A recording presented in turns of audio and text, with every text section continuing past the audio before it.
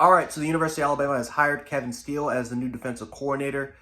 Two names, Tommy Rees and Kevin Steele, both names that I think a lot of Bama fans probably would not imagine to happen. I think a lot of people would definitely want Jeremy Pruitt or Glenn Schumann.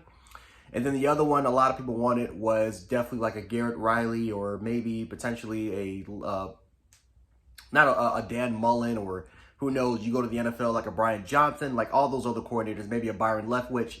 Like those are the kind of the names that they've wanted, but not a Tommy Rees or even a Kevin Steele.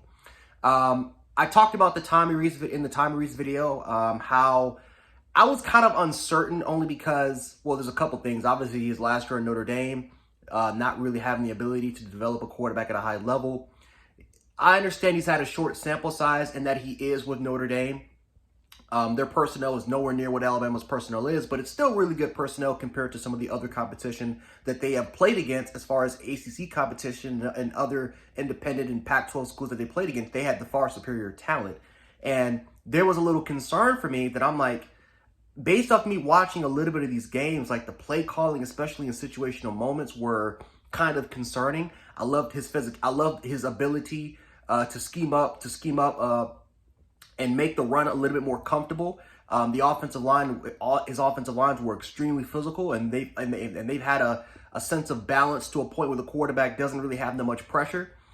But you know, it's just, I don't know. Like I was just uncertain, and like I said, we had a great conversation in the comment section below. So thank you guys so much for commenting. But Kevin Steele, I think, is a different animal. I actually like this move. And some people may not. I do. A big reason why is because this is a already established and proven defensive coordinator. Obviously, he had a stint.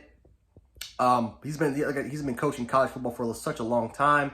Obviously, again, he was he was Alabama. He was a defensive coordinator in 2007.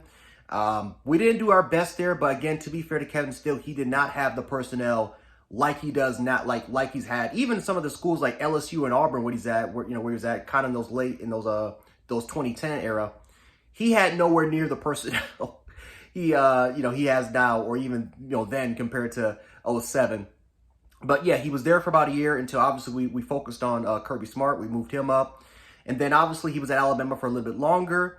I do believe he was our director of personnel, and he was also our inside linebackers coach back in 2013, 2014. So yeah, this is a guy that's very, very familiar with the program. He understands the standard.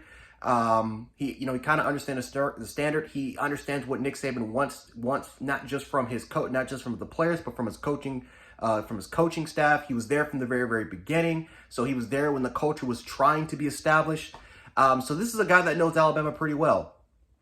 He's coached against Alabama a bunch of times, again, through the LSU, through Auburn. So as far as recruiting goes, you don't have to worry about that because he's been around the SEC and he's been recruiting for around that area for such a long time that I don't think that's even going to be a concern.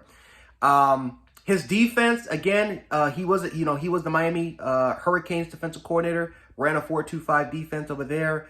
Didn't produce the best results. I think we all know that.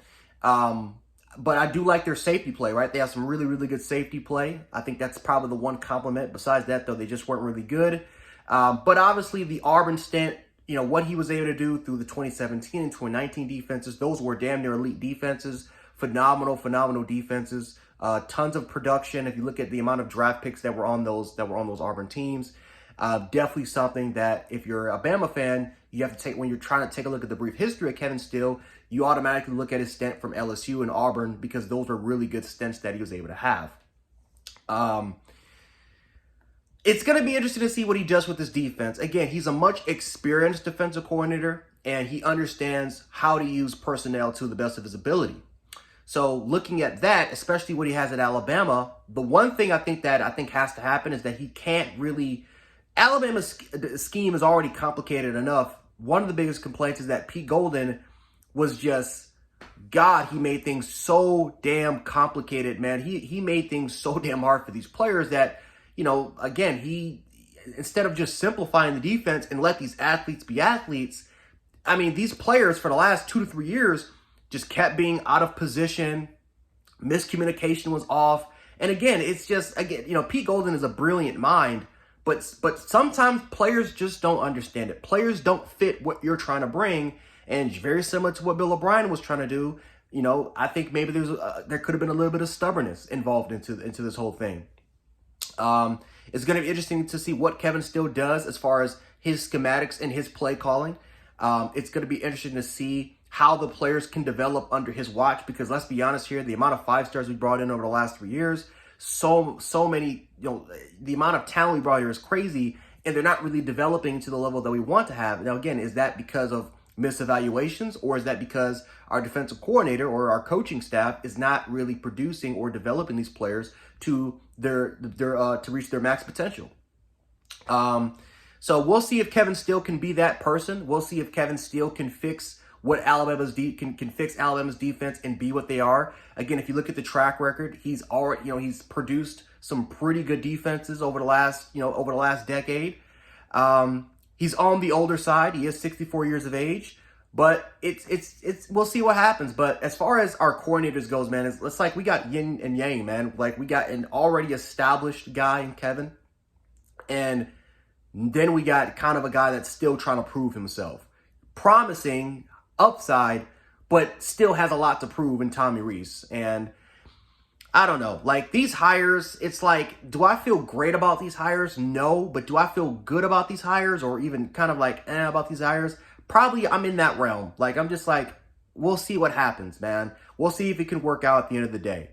But I will say this: Kevin Steele and Tommy Rees, I don't think were the first options. I don't think these names were the first names that Alabama wanted, because they would have got these guys a long time ago. At least at defensive coordinator, at least there. So I don't think that these are the first options. But we'll see overall wise what happens. Nick Saban was impressed. Nick Saban was impressed. He loved what he loved. He loved what he heard from both coordinators.